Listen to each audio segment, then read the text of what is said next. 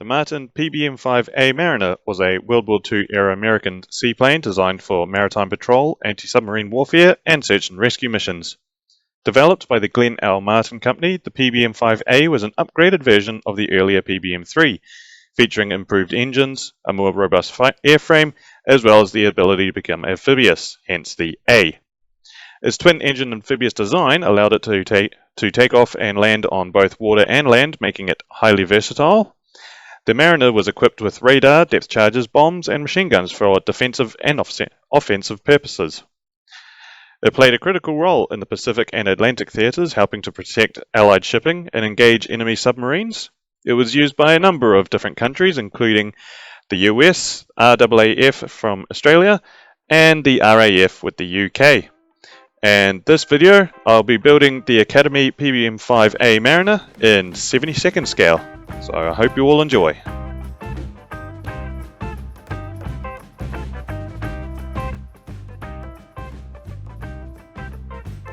And first up, like any aircraft build, we will be starting with the interior. And of course the PBM-5A is quite a large seaplane, so of course it has a very large interior. So first up, we're going to be painting it with SMS Interior Green using the airbrush. Of course it's airbrush ready, lacquer paint, and it is quite a good paint. Big apologies to my mate Nick the Scale Armourer, who's a big Outlaw fan. So first up, we have this little base that holds all the positions, including the two pilots, the radio operator, the radar operator, and the navigator. And this kit does actually have quite a detailed interior with a lot of high detailed parts. Unfortunately, you're not going to see the majority of them, of course, when the fuselage is closed up, but hey, at least this video will be public record. So I masked off the center here and painted it using the SMS, what I thought was flat black, turned out to be gloss black, but a little little matte varnish sorted that out. The control column, panels, and all the radios in the back I sprayed with the gloss black as well, and then after that I dry brushed them all with a flat aluminium just to try and bring out some of the details, because of course these panels were quite detailed. You can see here with the main pilot's panel here.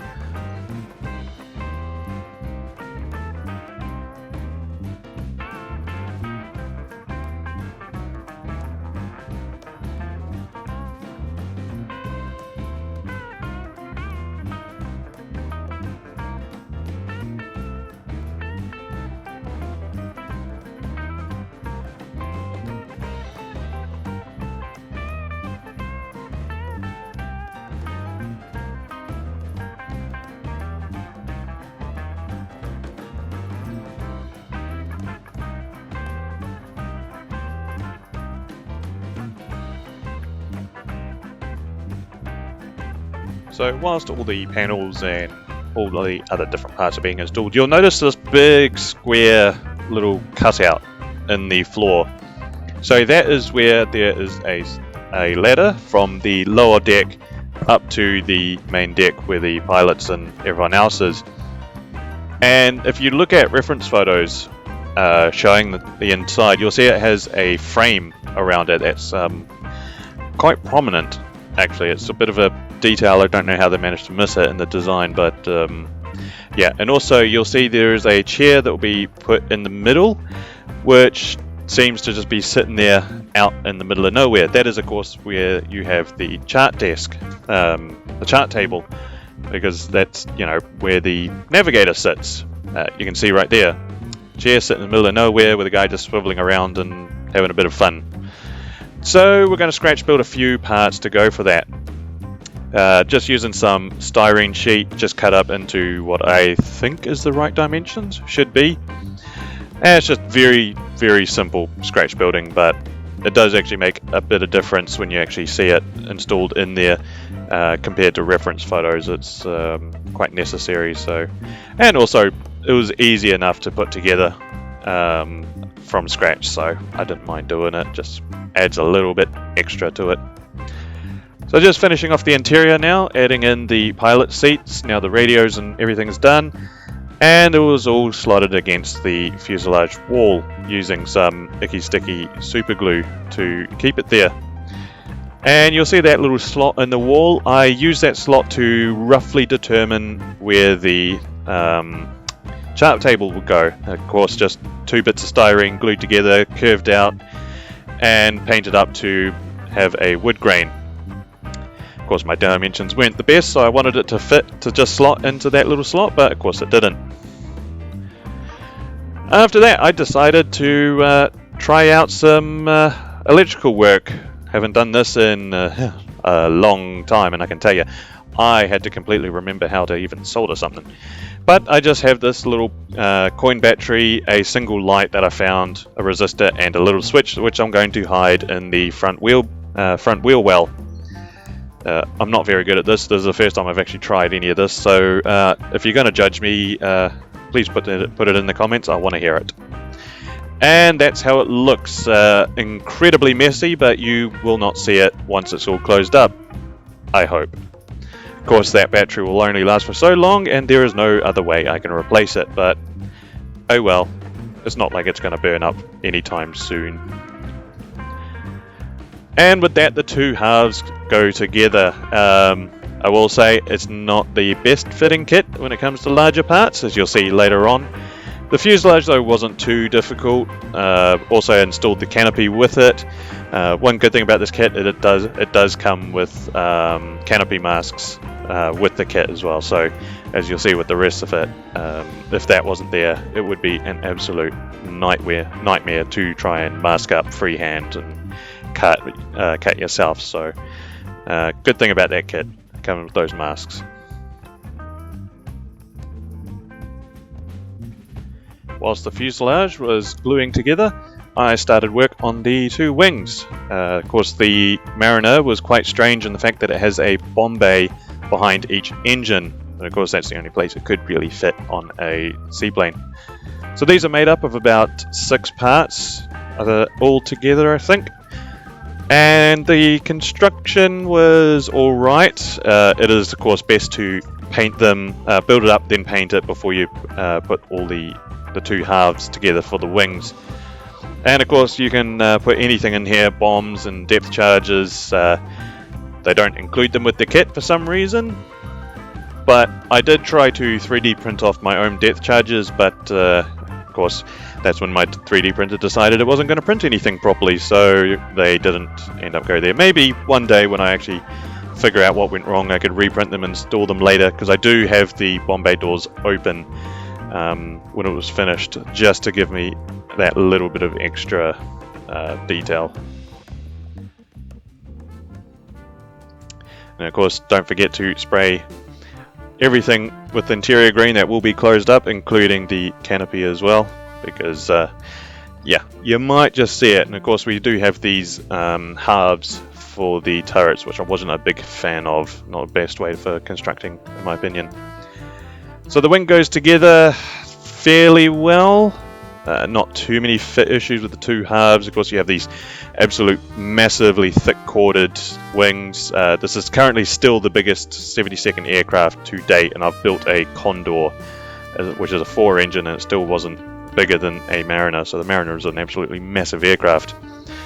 These flaps and everything, they can be made so that you can move them, but that's just more things for me to break, so I generally don't.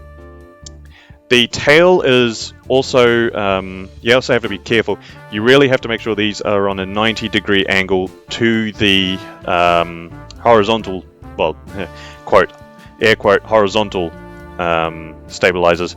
You can see they are on a bit of an angle, so if you don't get it right, it's going to look weird. Of course, the tail section looks weird enough as it is anyway, but it fit on quite well. Now, we come up to that part I mentioned before about things not fitting that well, and that was mainly the wings to the fuselage. They're supposed to go on fairly easily, except there's a lot of liquid cement and a lot of CA glue holding that together.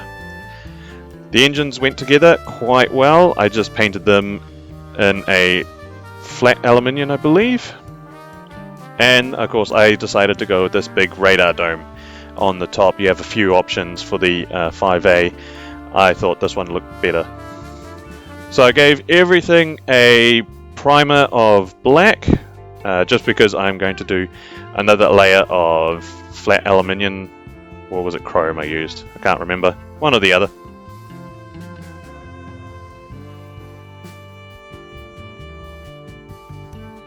And of course this is going to be used as my chipping layer. I'm going to try out chipping again. I've never been successful, but I'm still trying, so we'll see if I can do it. For the engines, they all have this characteristic greyish light blue tone around the hub here. Not a big engine guy, so I don't really know. But all I know is all the Americans had this part painted in a bluish grey, so I painted it in a bluish grey. And after a few coats, I did a pin wash around it just to bring out some of the details and make it look a little bit grimy. All I know about engines are they don't stay clean for very long.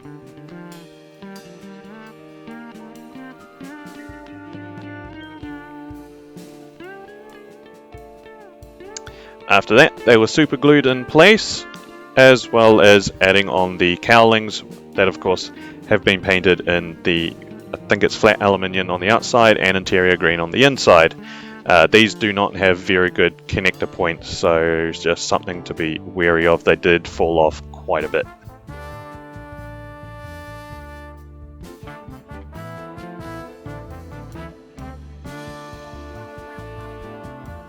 After that, I gave the undersides a couple coats of Tamiya's flat white. One downside to painting anything US Navy is, of course, they do have this bright white underside, which, of course, we as modelers absolutely love to paint, don't we? Especially these large flat areas, which takes a long time to paint and a lot of coats, but also not many you don't want too many coats, otherwise you'll fill in all the panels. So yeah, good fun.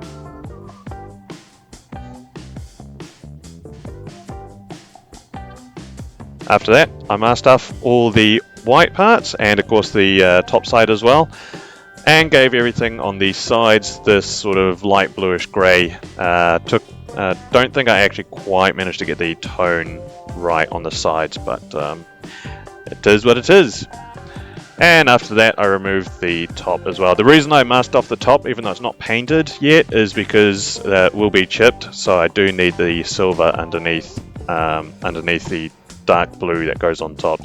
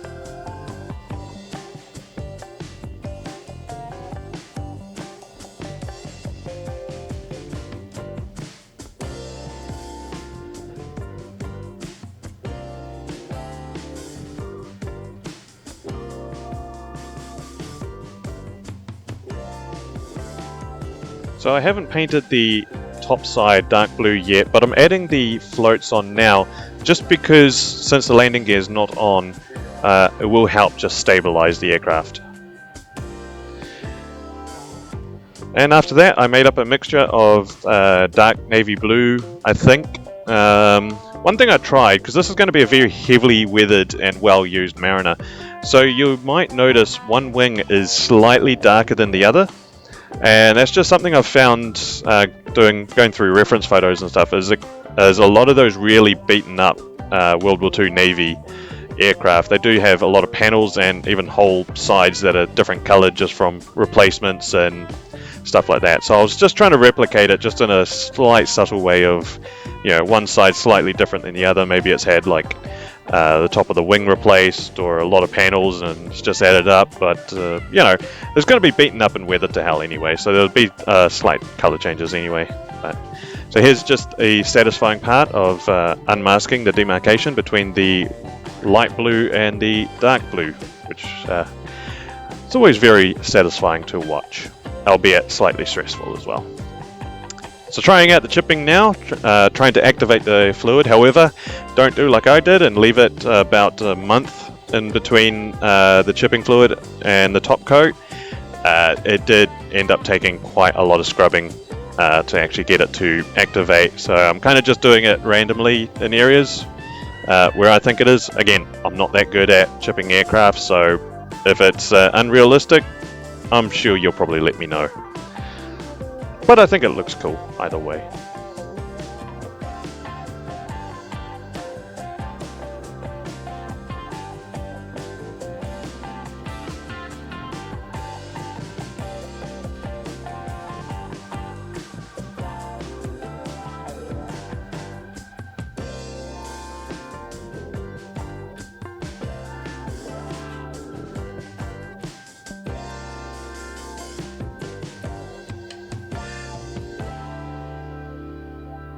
So here we are so far. I've added on the turrets just to show how they're going to look. I've sprayed everything in AK Ultra Matte just to bring down the shine and to give me a surface to work with the decals as well as some oil paints. I've tried chipping it in where I think it will be logical. You do see guys walking up and down the wings a lot and stuff like that, so of course paint would be chipped off quite a bit. And of course salt spray chips paint off way more than you think. So up next, just doing the very few decals. I think there's a max total of maybe 5 decals that go on this aircraft, so which is something I don't mind because I absolutely hate decals. However, these decals were actually really good. I found them a breeze to use, so that's something. They're also quite large as well. So just using the Tamiya Mark Fit. Was it Mark Fit? No, Mark Fit to place them down on, make them conform. I mean, they're just like these big decals on flat surfaces, so you can't really screw it up too much. And up next, doing some salt staining and just general wear, using some oil paints, using a mixture of light grey and white just to make an off-white, dabbing it on, and then using a brush that's been lightly dabbed with some terps, white spirits, and then just streaking it all on the outside, just trying to make it look like there's been a lot of spray, there's a lot of damage to the paint, and just other general grime as well. Navy aircraft did get absolutely beaten up, especially in the Pacific, and they did have a lot of streaks on them. They did have a lot of damage to paint and a lot of this sort of whiting from the bleaching of the sun and sea spray, because of course this does operate in the salt water as well, which is wonderful for paint. After that, using some pigment powder to simulate the exhausts that run along the top. They are quite distinctive on top of the wings, so starting off with a sort of beige color to start with, and then we will graduate to a more black at the end where it starts turning smoky. One thing about exhaust is near the exhaust is quite white, which is a bit surprising. You'd think the whole thing would be black, but apparently it's not. So, and then I did bring this pigment powder back a bit using some water just to make it not so opaque, make it a bit more dusty look. Just adding on the Bombay doors, I opted to have them open just so in the future I might add some bombs or depth charges into them. One of the few last things to do is the landing gear, spraying them with the SMS black again. These are very large landing wheels, so they're quite easy to work with.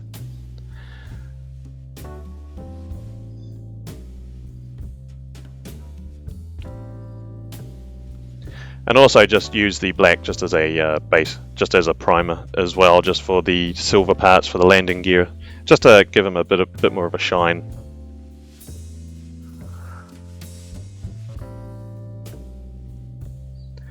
So hand brushing a flat aluminium onto the landing gear legs. After that I use the interior green for the inside of the flap, as well as the light blue on the outside of it because it folds up and inwards.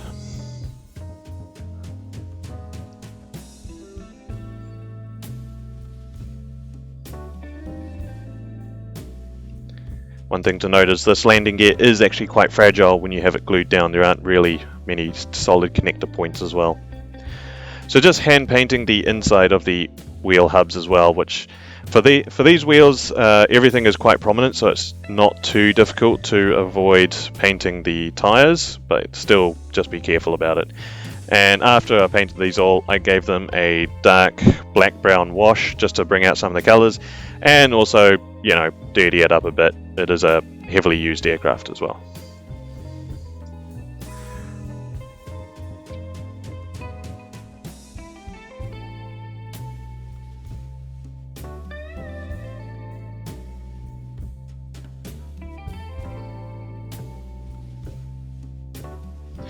So for a bit of nose ballast, I used some airgun pellets, squished them down and load them up into the interior with some PVA glue in an attempt to weigh the nose down because it was a tail setter.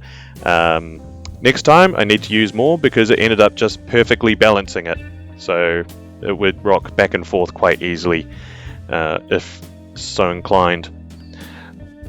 Last things to do was remove the masking off all the turrets, which did take a while. These things have a lot of masks, but luckily, however, again, this kit comes with all the masks for the turrets and clear parts, so otherwise this would have been an absolute nightmare mission to try and cut yourself.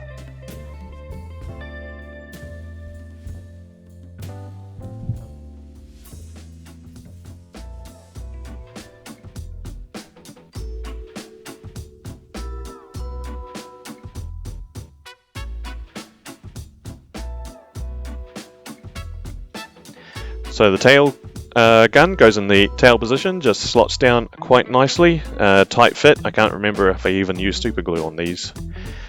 For the dorsal gunner, I definitely used super glue. There you can see I managed to weigh it perfectly, so it will sit on its nose. However, it also wants to sit on its tail, so it's just balanced absolutely perfect. Don't know how I managed to get that done.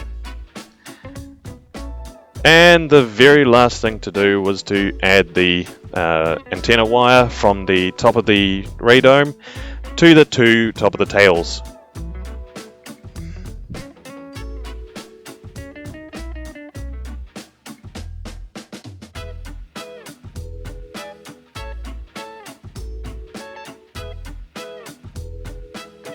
And here it is, the Academy 72nd scale PBM-5A Mariner.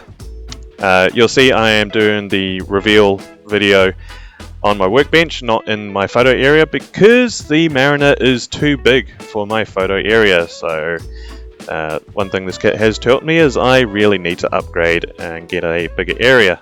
But for now, it is a very difficult aircraft to actually video and photograph. It is just so big, but also quite an enjoyable kit to build, and it is a striking aircraft. It is a very nice looking aircraft, so also gives me a chance to deep dive all about it. However, if you want to deep dive on it, Rex's Hangar on YouTube, he does a 30-minute video all about the Mariner. I highly recommend checking it out.